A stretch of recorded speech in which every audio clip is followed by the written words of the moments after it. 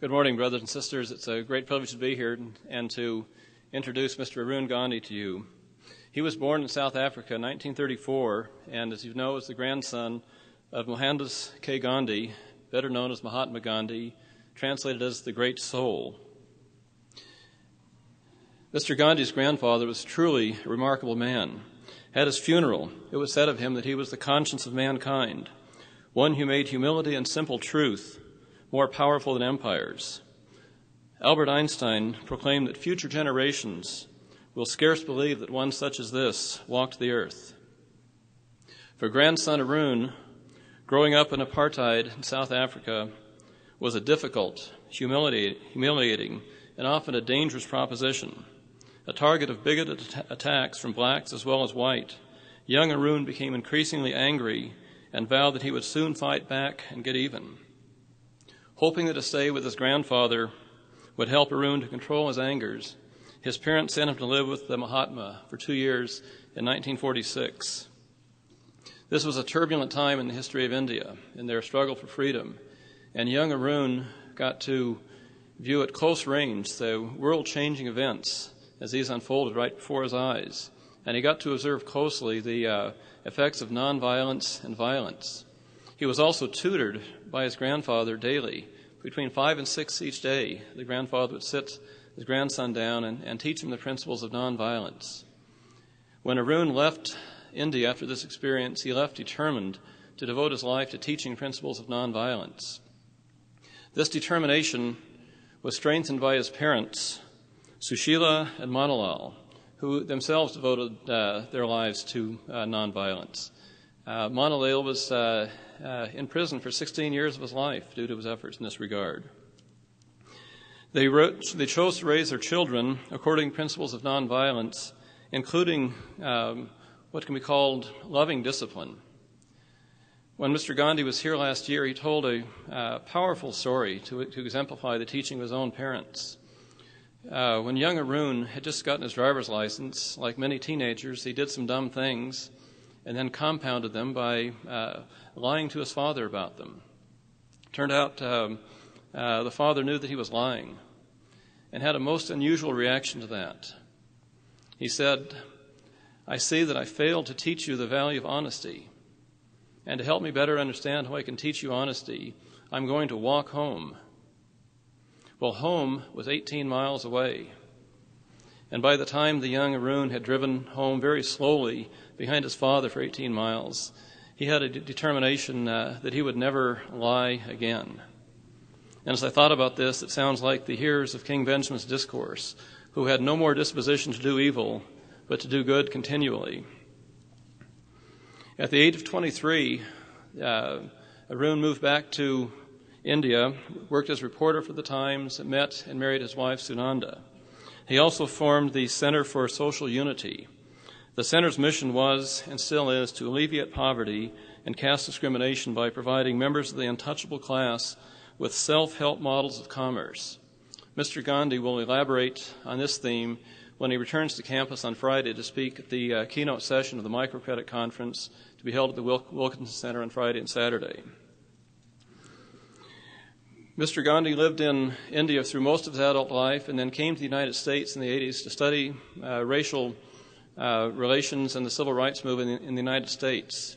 In 1991, he and his wife Sunanda formed the Gandhi Institute of Nonviolence, housed at Christian Brothers University in Memphis, Tennessee. The work of this center is to promote the works of nonviolence throughout the world. You will have a chance to see, as I have seen, that Mr. Gandhi is not only the son and the grandson of a great soul, but is truly a great soul himself. And it's my great pleasure now to present to you Mr. Arun Gandhi.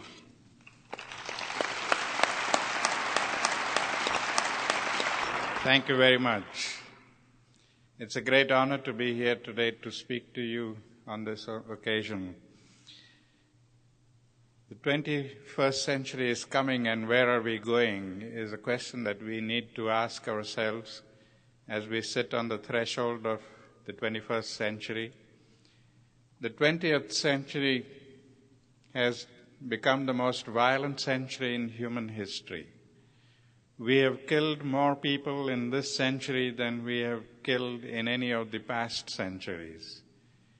And by the indications, we continue to kill more and more people and destroy more and more human lives all over the world, which makes one wonder what is going to happen to us in the 21st century. I am reminded of a question that a Western correspondent asked grandfather in 1945 after the atom bomb was thrown on Hiroshima and Nagasaki. He said, "What is the future of humankind?" And grandfather's response was that up to now we had the option of choosing between violence or non-violence. Now the only options left to us is non-violence or non-existence.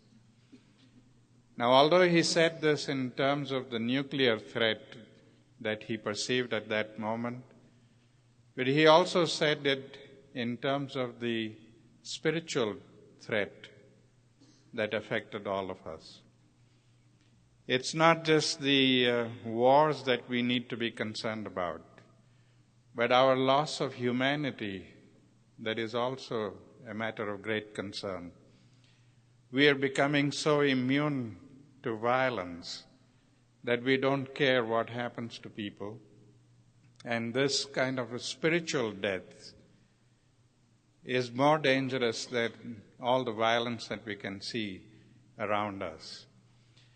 Now, I don't need to give you statistics to prove how violent we are, but I'm going to share with you a few of them just to give you an indication of what is happening to us.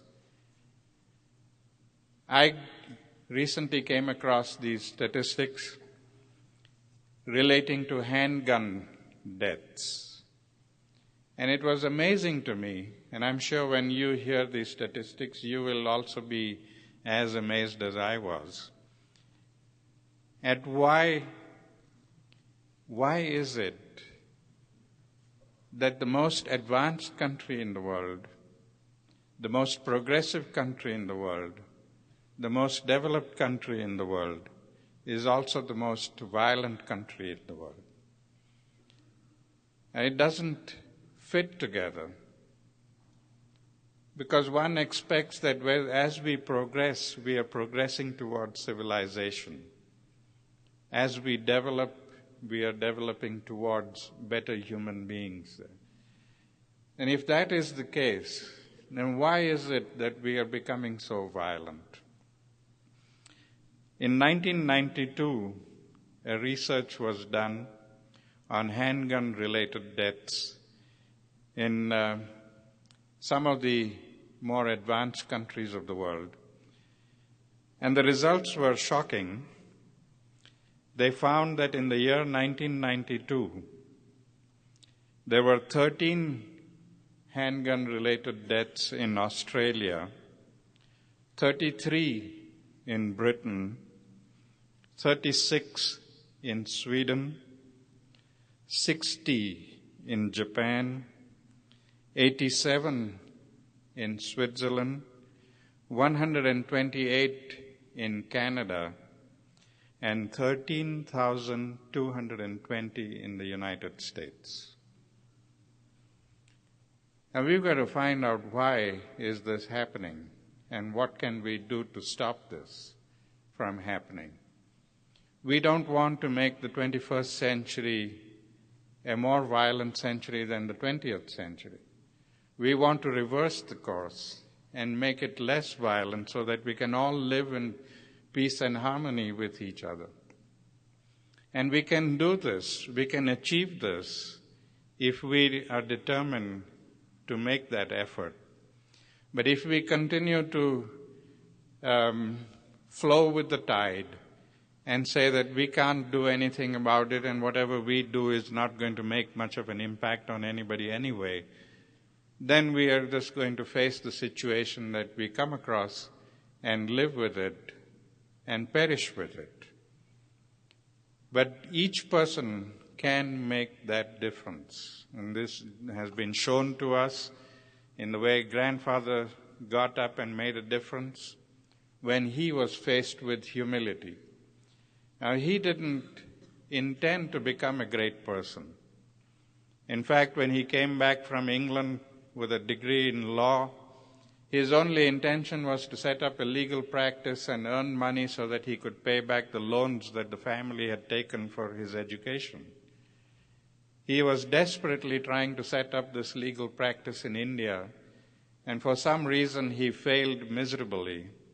For 2 years he couldn't set up a practice, and then he got this opportunity to go to South Africa to represent an Indian merchant who had a legal problem with another Indian merchant, and both of them had hired white British lawyers, and neither of them could speak English. And so the lawyers were having a good time taking their clients for a ride. The cases were going on endlessly, and they were being drained of all their funds. And one of them got the bright idea of getting grandfather there and asking him to interpret between him and his lawyer. So he was taken there as an interpreter, not even as a lawyer. And he was so desperate that he grabbed that opportunity and went there. And ironically today, if it hadn't been for racism and prejudice, we may not have had a Gandhi. I wouldn't be here standing and talking to you about my grandfather. He may have been just another successful lawyer who had made a lot of money. But because of prejudices in South Africa, he was subjected to humiliation within a week of his arrival in that country. And it was that experience of being thrown off a train because of the color of his skin that humiliated him so much that he sat on the platform of the station all night wondering what could he do to gain justice. His first response was one of anger. He was so angry by the humiliation that he wanted eye for an eye justice. He wanted to respond violently to the people who humiliated him. And he stopped himself because he said, that's not right. It's not going to get him justice. It might make him feel good for the moment that he was able to humiliate the person who humiliated him. But that wasn't going to get him any justice. The second response was to go back to India and live among his own people in dignity. And he ruled that out also because he said, you can't run away from problems, you've got to stay there and face the problems. And that's when the third response dawned on him, the response of nonviolent action. And from that point onwards, he developed the philosophy of nonviolence and practiced it in his life as well as in his search for justice in South Africa, and ended up staying in that country for 22 years, and then went and led the movement in India. Now, had it not been for that one moment when he was humiliated, he wouldn't have made that change in his life. So each one of us do face these moments in our lives, but we don't make the right choices. We submit to anger, and in our search for eye for an eye justice, we increase the level of violence that we see in our societies. Now, we can make that right choice if we learn how to deal with anger positively. Now, this is an aspect of grandfather's philosophy that not many people have focused on. People have focused on the philosophy, the part of his philosophy that deals with reacting to an injustice. And we think that that is the whole philosophy. That whenever you see an injustice taking place somewhere, you react to that situation in the best way you can, as peacefully as you can. But there is the proactive part of his philosophy that not many people have focused on. And that is, how do we avoid conflicts? It's one thing to learn how to resolve conflicts peacefully, but it's quite another to learn how to avoid conflicts altogether. And if we look at ourselves and examine our lives, we will find that many of the conflicts in our lives emerge from two main sources. One is our inability to deal with anger positively, and the other is our inability to build good relationships, meaningful relationships. And if we can learn these two things, we would be able to reduce violence in human society by as much as 85 to 90%. But it's very important that we learn to do these things. Now, we're so ashamed of anger that we don't even want to talk about it, let alone teach it. We just tell people that it's bad to keep anger pent up inside. You've got to get it out of your system, find your own way of doing it, punch a pillow or go out into the woods and yell at the trees. But get it out of the system. And that's the important thing. But that is not important. Getting it out of the system may help you momentarily to bring peace to you.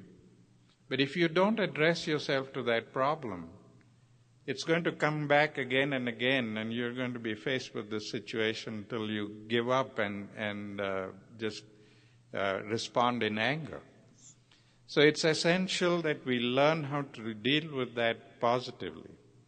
Our grandfather taught me this very powerful lesson when I came to India as a 12-year-old boy. As you were told in the introduction, I lived in South Africa and suffered the same kind of humiliation that grandfather suffered. But at a very young age, I was 10 years old when I was beaten up by some white youths one day in the streets when I was minding my own business. These three young men wanted some pleasure and they just picked on me and beat me up. And then a few months later, I was beaten up by some black youths for the same reason. For the whites, I was too black, and for the blacks, I was too white. And I was filled with that anger and rage, and I wanted eye for an eye justice, because that's what I knew. And it became such an obsession with me that I subscribed to Charles Atlas's exercise programs to pump iron so that I could deal with all these people. And that's when my parents decided it was time to take me to India and give me the opportunity to learn something from grandfather. And I'm very grateful to my parents for having taken that decision, because I think in many ways the 18 months that I spent with grandfather laid the foundations of my understanding of his philosophy. And one of the first lessons that he taught me was learning how to deal with that anger. He told me that anger is like electricity. It's just as powerful and just as useful as electricity is, but only if we use it intelligently and with respect. But if we abuse electricity, we can destroy ourselves and destroy everything around us.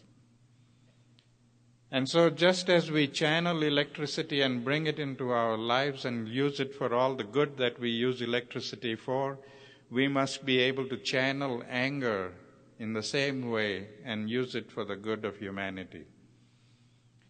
He suggested that I should write an anger journal. But write the journal with the intention of finding a solution, not with the intention of keeping that anger alive. A lot of people have told me over the years that they've been writing anger journals and it hasn't really helped them, because every time they go back and read the journal, they just feel a renewal of the anger. It all keeps coming back to them. And I told them, I said, you try writing it with the intention of finding a solution, and then commit yourself to finding a solution. And that's very important. If we commit ourselves to finding a solution, then we'll be able to find that solution and put that whole episode behind us. And I did that for many years. And I've been able to channel my anger very substantially into constructive ways of dealing with situations. And I think in many ways, the reason why I'm here and I'm doing the type of work that I am doing is because I've been able to channel that anger to help people understand and improve their own lives in the process there. Now, I was a feisty young boy at that time, and I wanted to see whether grandfather had learned the lesson that he was trying to teach me. And I decided to test him and see whether he had learnt it well. This was the time when he was in the midst of all these high-level political discussions. Britain had already decided to give India independence. Negotiations were going on how to transfer power to Indian leaders. India was also going to be divided into India for Hindus and Pakistan for the Muslims. And that was something that concerned grandfather very much because he didn't want the country to be divided. And all of these important things were happening there. And along with that, all through his struggle for independence, he was also concerned about the emancipation of women, about the emancipation of the so-called untouchable people in India, and also the education of children. So he had all of these programs going on simultaneously. And to raise funds for all these programs, he decided that the easiest way for him to do so would be to sell his autographs. And so he put a fee of $5 for each autograph.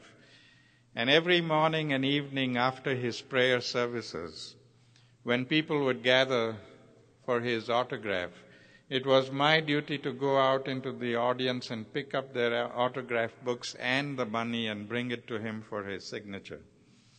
And one day I said, if everybody could get his autograph, why not me? And so I got myself an autograph book and I slipped it into the pile and hoped that he wouldn't notice the absence of money there. But he was very shrewd. When he came to my autograph book, he said, why is there no money for this autograph? I said, because it's my book.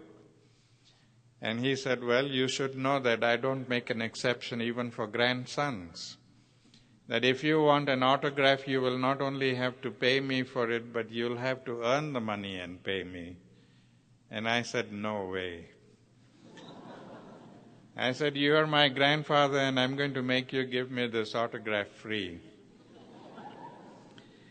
And he laughed and said, all right, let's see who wins.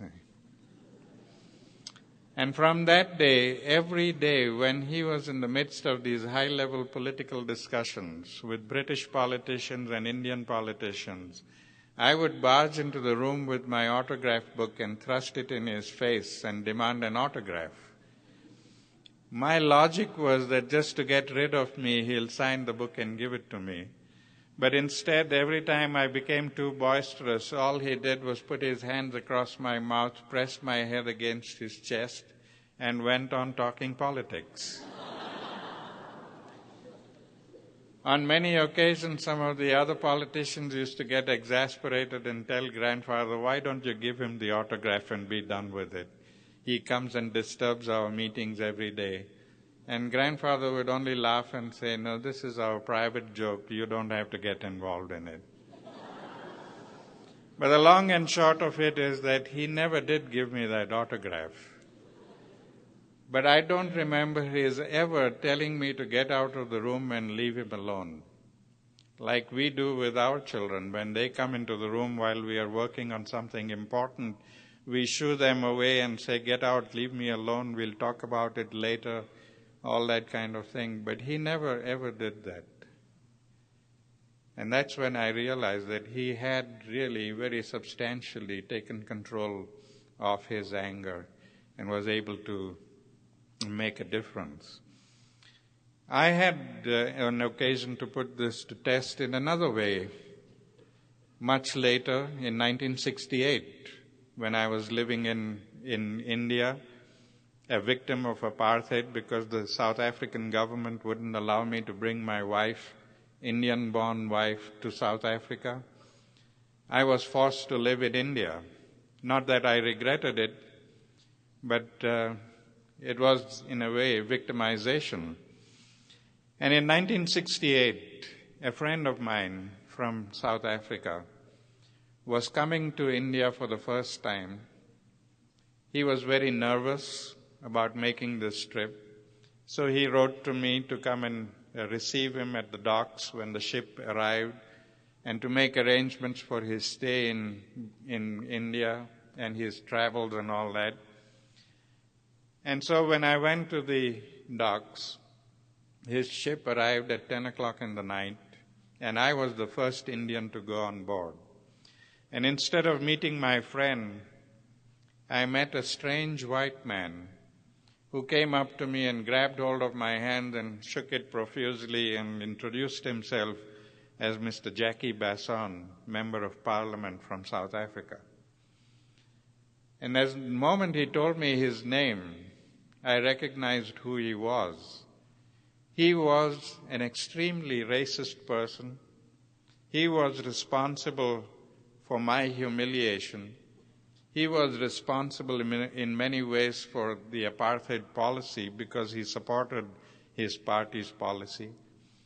And to me, he was the person responsible for what I felt and all the humiliation that I felt there. And so my first response was to tell him to go and jump in the sea. I was, in that flash, all the experiences in South Africa just flashed through my mind. And that anger came up, and I wanted to tell him and humiliate him and tell him, go and jump into the sea. I'm not going to do anything for you. But I stopped myself immediately and said, what will grandfather say if I did that? And I knew that not only he would not forgive me, but even my parents would not forgive me if I did that. And so I changed. And I said, I shook hands with him and I said, I'm glad to meet you. I am also a victim of apartheid, having to live in this country because your government won't allow me to bring my Indian-born wife there. But I'm not going to hold that against you. You are a guest, and I'm going to try and make your stay here as pleasant as possible. And they were in Bombay for about 5 days. And every day, from early in the morning till late in the night, we would be together. We would do everything from eating breakfast to going around doing all the touristy things and shopping and all of that. And during that time, I would try to question him and try to find out how he could justify apartheid. And he would make a valiant attempt to justify it to me. And every time the discussion became a little uneasy, we would stop and change the topic and talk about the weather. And I was surprised on the 5th day when my wife and I went and said final farewells to them. Both of them embraced us and literally wept tears of remorse. I mean, they were genuinely crying. And they asked us for forgiveness. They said, in this short time, you have opened our eyes, and you made us understand how evil apartheid and prejudice is. And we are making a promise to you that we are going to go back to South Africa and fight apartheid. I was still a skeptic at that time, and I wasn't willing to accept this on the face of it. So I told my wife quietly, I said, let's wait and see. These people have a habit of coming out and saying one thing and going back and doing something else altogether. So let's wait and see whether he really meant it or, he was just saying it to make us feel nice. And we followed his political career for the next 7-8 years. And we realized that he had changed. He had changed to such an extent that he was eventually thrown out of his party. He lost his elections, but he remained firm in his conviction that apartheid was evil. Now that was the change that we were able to bring about in a confirmed racist.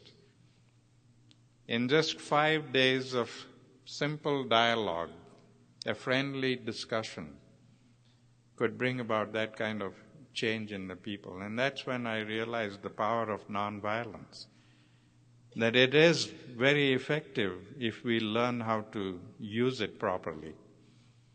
But we do a lot of passive violence against people. We are so focused on the physical violence that we don't look at the passive violence. And this again was a very important lesson that I learned from grandfather, when he taught me to make a family tree of violence in the same way as we build a genealogical tree. He said, every day before you go to bed, put down on that tree all the experiences of violence that you've had during the day, things that you may have read or seen or observed or even perpetrated against other people. You have to be honest and put all of that down on that tree. Violence, he said, is the grandparent, with physical violence and passive violence as the two offsprings. Now, physical violence is something that we know and understand because it hurts. It's all the physical manifestations of violence, the wars, the killings, the beatings, the rapes, murders, all of these things where we use physical force against one another.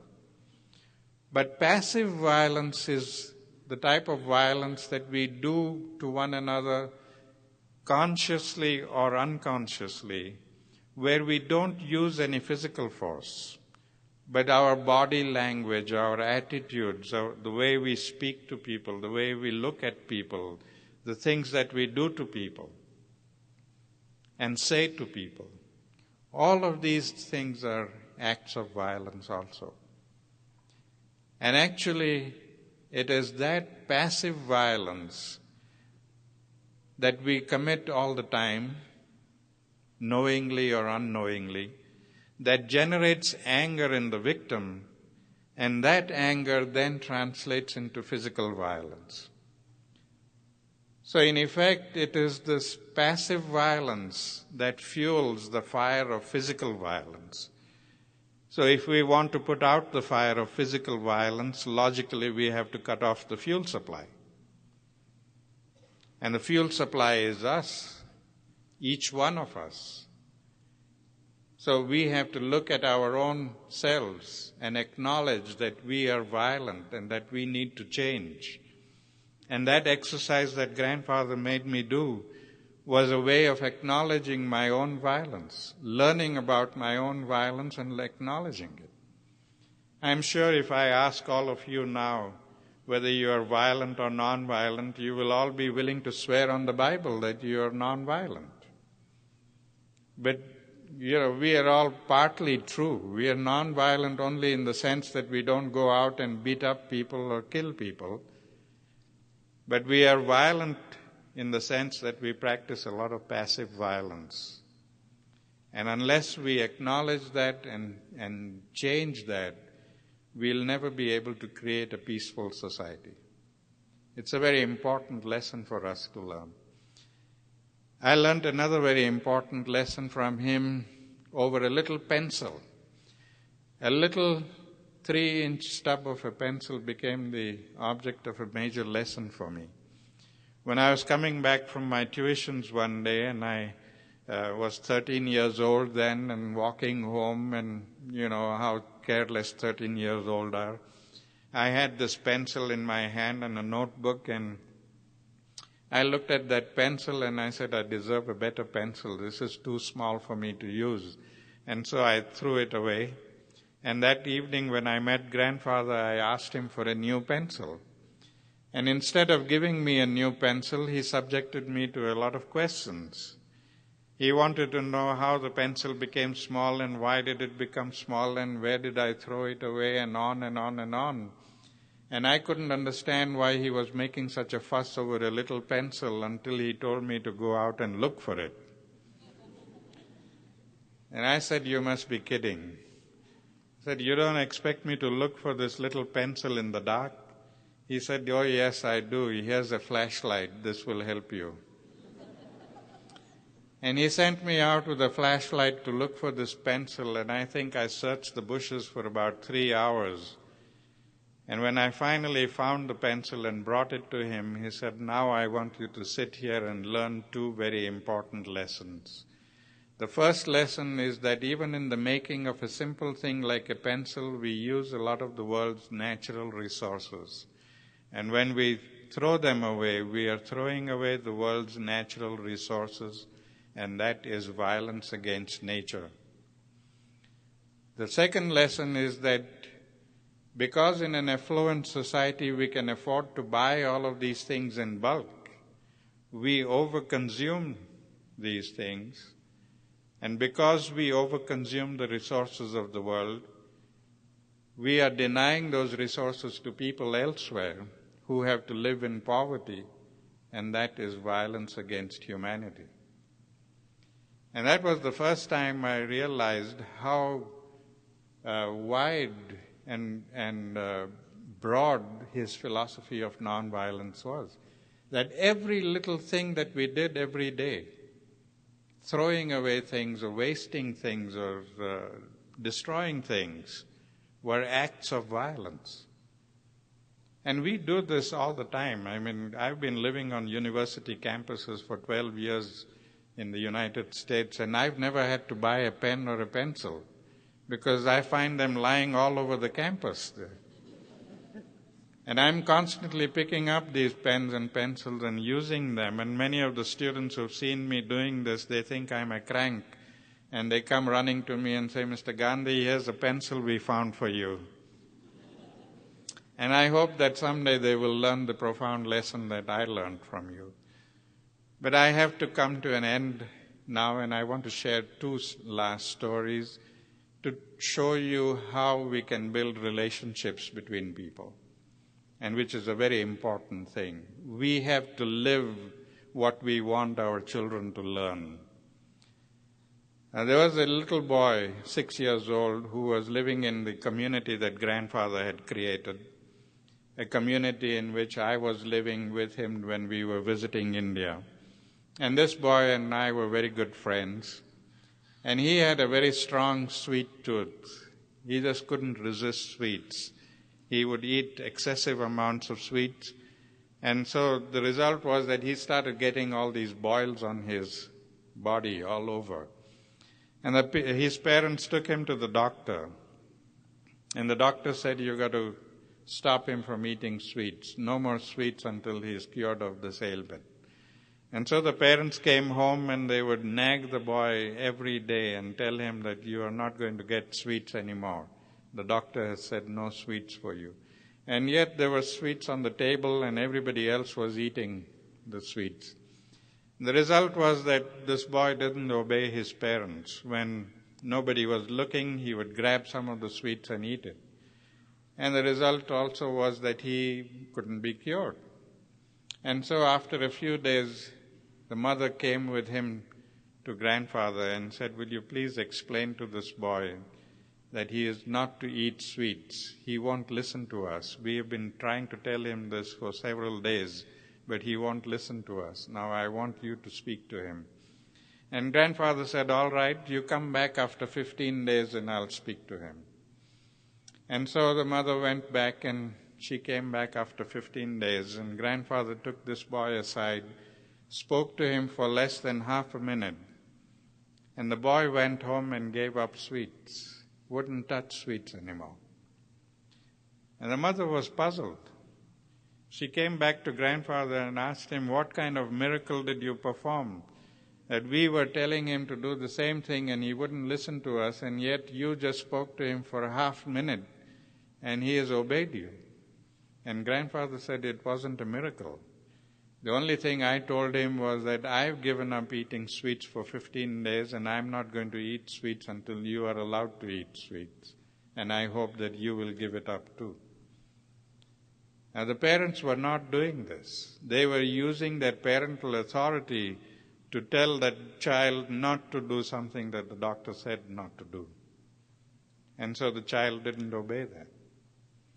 We have to set an example through our own lives. The last story that I want to share with you is already partly told by Don. It happened to me when I was 16 years old, and we were back in South Africa and living on the Phoenix ashram that grandfather had created, which was 18 miles outside the city of Durban. And it was in the midst of sugarcane plantations. Our nearest neighbors were 2 miles away from us. And any time my two sisters and I got an opportunity to go to town and visit friends or see a movie or something, we would grab the opportunity and go. And one Saturday, my father had to go to town to attend a conference, and he didn't feel like driving that day. And so he asked me if I would drive him into town and bring him back in the evening, and I jumped at the opportunity and said, yes, I will. And since I was going into town, my mom gave me a list of groceries that she needed. And on the way into town, my dad told me that there were many small chores that had been pending for a long time, like getting the car serviced and oil changed and all of that. He said, you have the whole day to yourself. Please do these chores. And I said, okay. And when I left him at the conference venue, he said, at 5 o'clock in the evening, I will wait for you outside this auditorium. Come here and pick me up and we'll go home together. And I said, fine, and I rushed off and I did all my chores as quickly as possible, bought the groceries, left the car in the garage with instructions to do whatever was necessary. And I went straight to the nearest movie theater. In those days, being a 16-year-old, I was extremely interested in Western movies, cowboy movies. John Wayne used to be my favorite actor. And I got so engrossed in a John Wayne double feature that I didn't realize the passage of time. The movie ended at 5:30, and I came out and ran to the garage and rushed to where Dad was waiting for me. It was almost 6 when I reached there. And he was anxious and pacing up and down, wondering what happened to me. And so the first question he asked me is, why are you late? And instead of telling him the truth, I lied to him. And I said, the car wasn't ready, I had to wait for the car. Not realizing that he had already called the garage and asked them. When he caught me in the lie, he said, there's something wrong in the way I brought you up that didn't give you the confidence to tell me the truth, that you felt you had to lie to me. And I've got to find out where I went wrong with you. And in order to do that, he said, I'm going to walk home 18 miles. I'm not coming with you in the car. There was absolutely nothing I could do to make him change his mind. It was after 6 o'clock in the evening, he started walking. Much of those 18 miles were through sugarcane plantations, dirt roads, no lights, late in the night. And I couldn't leave him and go away. So for 5.5 hours, I was crawling behind Father, watching him go through all this pain and agony for a stupid lie. And I decided there and then that I was never going to lie again. And I think of that episode very often. It's almost 50 years since the event, and every time I talk about it or think about it, I still get goosebumps. Now that is the power of nonviolent action. It's a lasting thing. It's a change that we bring through love, not a change that we bring through fear. Anything that is brought by fear doesn't last. But anything that is done by love lasts forever. And I'd like you to remember this. Because as we come into the 21st century, you are the future leaders of the world. My generation has made a mess of this world, but your generation doesn't have to live with it. You can make a difference, and I hope you will make that difference, make the right choices, and make the difference so that the 21st century can be a more peaceful century than the 20th one. Thank you very much.